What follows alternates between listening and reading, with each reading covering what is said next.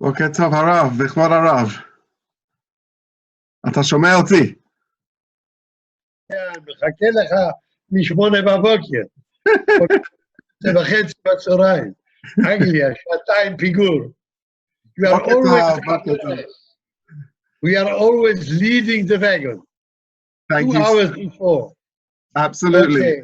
Absolutely. Thank you so much for this amazing opportunity. Just so our listeners understand, we are on with one of the most famous rabbanim in the world, Chief Rabbi Yisroel Meir Lau, who was the Chief Rabbi of both Tel Aviv, Netanya, of Israel, who comes from 37 generations of rabbanim.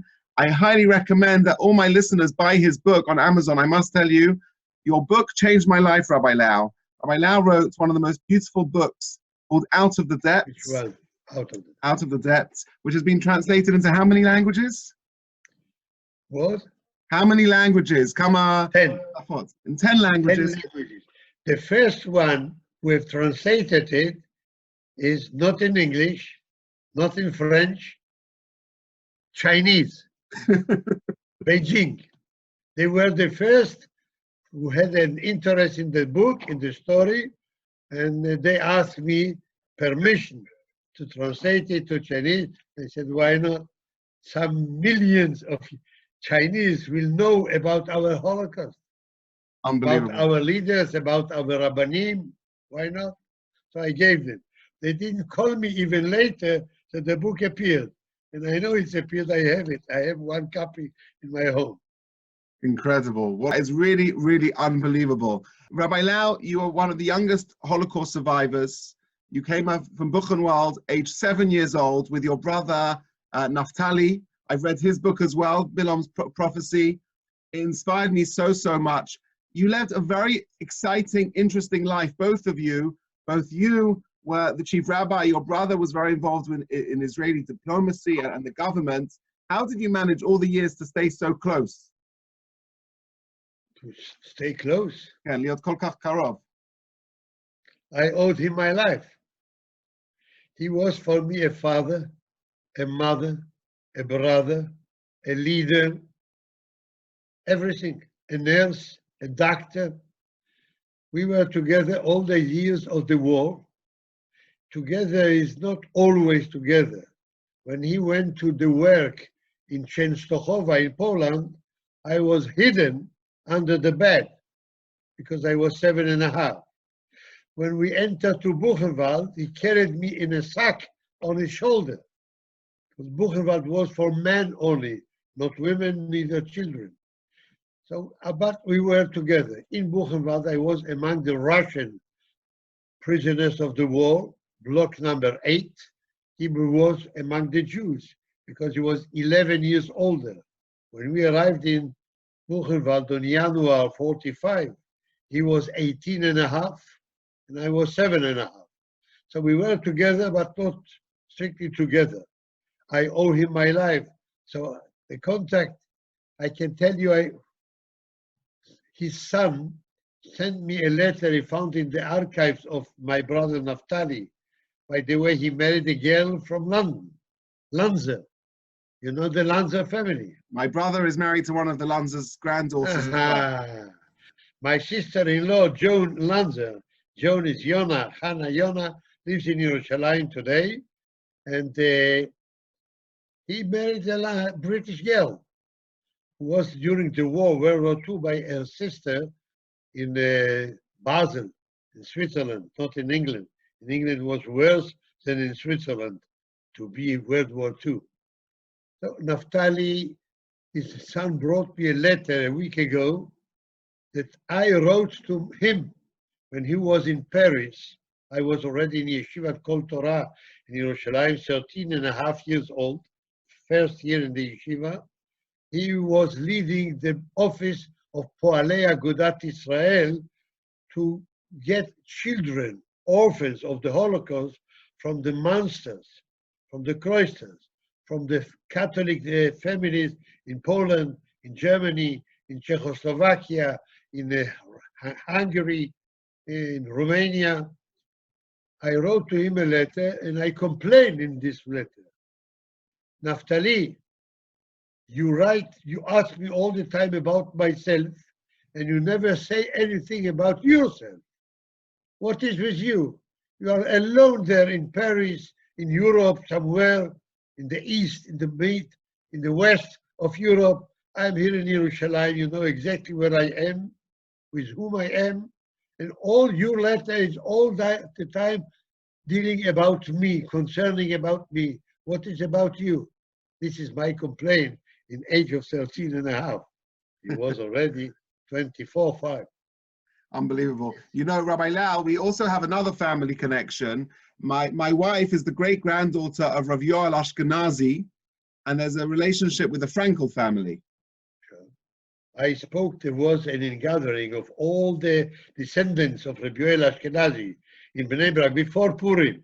Yes. It was Shabbat, Rosh Chodesh, Mevarchin Chodesh Adar, before the Corona. Sure. And they met, and I was the guest speaker. And Wow. that evening, Melave Malka in Vakshal holds in Bnei Brak, all there is hundreds, hundreds of them. My sister-in-law from the Frankel again, she is a granddaughter of Rabbi Yoel Ashkenazi.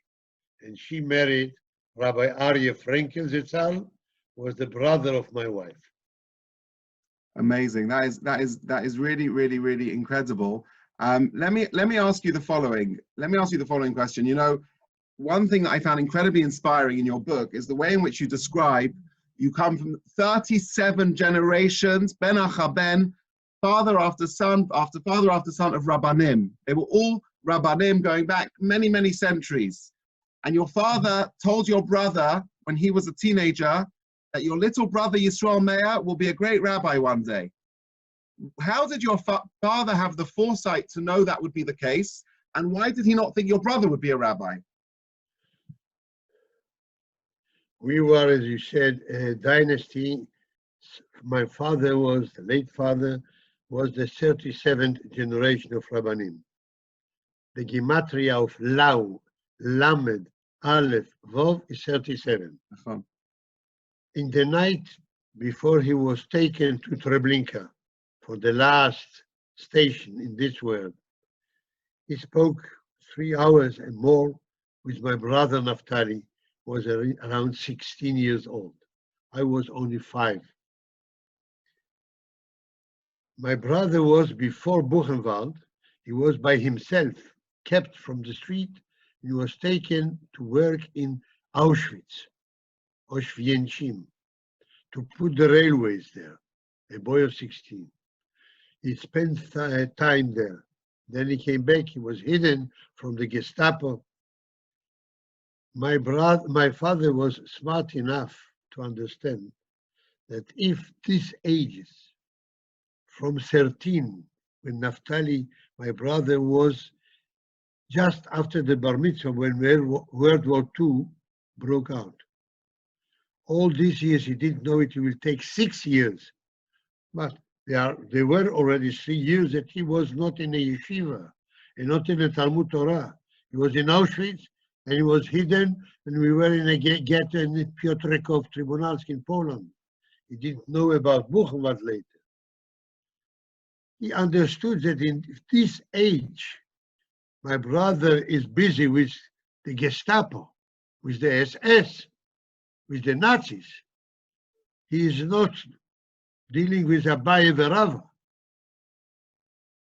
But I was only 5 years old. Even in a bad dream that it will take another year, 2 years, 3 years, I will start from the very beginning. Not that my brother was less capable than me. He was much capable, much clever than me. He was talentful, but he was in the age that broke the way to build a rabbinic personality. In other words, when somebody's young, like a prophet, understood Chacham Adif Minavi. He was a very, very brave, very, very clever man. He said, with a child of 5 years, we can speak about his future. We can build his future. We can be the architects of his personality. What with Naftali, I cannot be sure.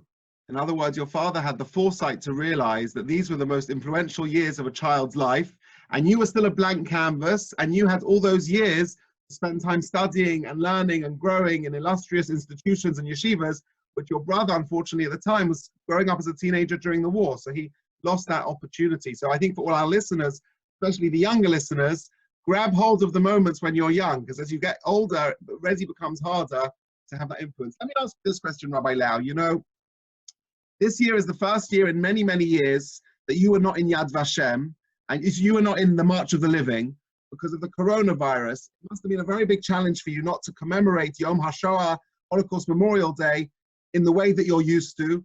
What do you take out from this whole situation going on around us, and how did you manage to commemorate Yom HaShoah with its true dignity that it deserved? So if you can put it in Hebrew, very short, what is the question? זה היה כל כך קשה, זה היה שנה ראשונה בהמון שנים שאתה לא הלך ל-March of the Living, וזה היה קשה. איך אתה יכול להסתדל שיום השואה היה בכבוד, וגם מה אתה יוצא מכל המצב של קורונה?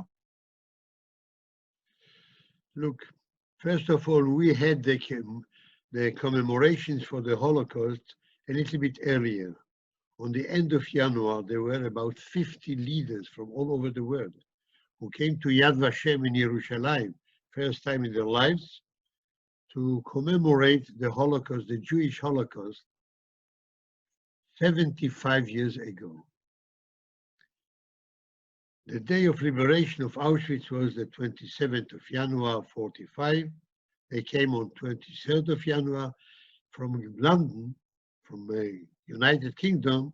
Prince Charles was one of the speakers, one of the guests who arrived. I was also one of the speakers. There were eight speakers. United States, Soviet Union, Putin came, Pence came, United Kingdom in France, President Macron, and the President of Germany. They came. The first four fought against the Nazis. That's why they were invited to come and to speak about the Holocaust. And Germany came to ask forgiveness. He said, Ashamnu Bagan. This is our sin. And there were other three speakers on behalf of Yad Vashem, the organizer, Moshe Kantor, who lives in London. He is the head of the Jewish European Congress, president. He spoke. Avner Shalef of Yad Vashem and myself, the only survivor from all the 8 speakers, the only one. And I'm also the chairman of Yad Vashem's council. Yeah. It was not the same like in the March of the Livings. Entirely different. But the corona, you must understand, which canceled all the activities last Yom HaShoah, very different from the Holocaust. The Holocaust was for the Jewish people. God forbid, he wanted to make us disappear. Everything was, we were on the target. The book that he made, Hitler, on 1923, My Kampf, My War Against Jews. His testament, the last sentences is for the end of a forgiveness, crimes of the Jewish nation, we have to liquidate them. This is the last sentence of his testament. I have the copy of it here. Made in Berlin on April 45 in the bunker. We were on the target and we paid a very heavy price, 6 million. Corona is not against us. We are not on the target. We are not in the mid. Look how many United Kingdom victims are of the corona. And look in the United States of America. What a disaster happens there. Look in France. Take, for instance, Italy or Spain. We are in a corner there. We are a part of the world. We are a part of the universe, of mankind. But we are not a target. We are not in center. And this is a great difference for the feelings. Here you are a part of mankind, human beings, and there you are a victim. When my brother Naftali wanted to tell me that if it will come to an end, the war, and you will survive it, ask them to take you to a place called Eretz Israel. The Israeli state wasn't established yet, 84, 48. This was 45. Eretz Israel. I didn't know a word Hebrew. I didn't know to say shalom in Hebrew. Eretz Israel. I had to repeat it twice, not to forget. And then I asked him in Polish in one word, dlaczego? Dlaczego, which is in Polish. Why? Why this place, Eretz Israel? What is it? I was 7.5 then. He said to me, this is our home. I asked you to go back home. Why is this our home? Not Poland is our home? No, not Poland anymore. Our home is Eretz Israel. This is our home because there they don't kill the Jews. Don't kill. It was very optimistic, very idealistic what he said to me. In Buchenwald he said it. At the end of the war, there is one place which is your home. And he was right. This is my home. My home, my children's home, my grandchildren, and great-grandchildren so far. Unbelievable. Thanks, God. You know, through your life, Rabbi Lau, you have met so many famous people, from the Pope to royalty to presidents. Who's been the most inspiring person that you've met in your lifetime? Post the war. It's very difficult because everyone has his character, his personality. You can learn from each of them something. Ronald Reagan, from him I learned something. Not only Obama or Clinton. Reagan, 1983, I remember. Mandela, great man. But the one who put an impression of me, maybe he was crazy, but he was a genius. Fidel Castro. Would you believe? Wow. Over 3 hours talk, he kept me 5 minutes to 10 p.m. till 1 a.m. a talk, over 3 hours. A smart man, very clever. Wow. He had a kasha about Yetziat Mitzrayim. He knew the Bible. He knew the Bible. He said, how come that 70 people came to Egypt, Jews, children of Jacob, and after 210 years, they went out in Exodus, 600,000. And I didn't correct him that 600,000 were men only, where are the women? And 600 is only from age 20 to age 60. Above 60 until 20, there were millions. I didn't correct him. But the question is a very good question. Wow.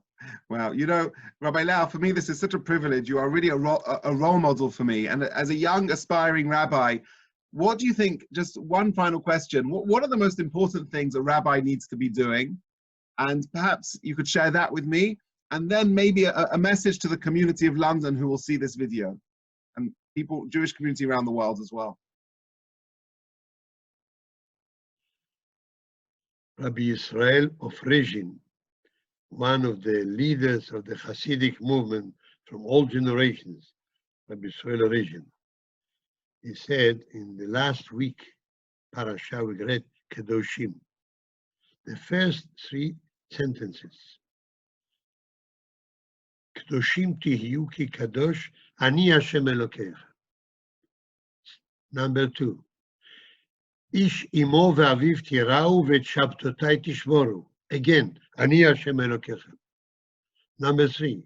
Al tifnu el ha'elilim ואלוהי מסכה לא תעשו לכם, אני השם אלוקיכם. 3 times, the same 3 words, one pasuk after the other. אני השם אלוקיכם.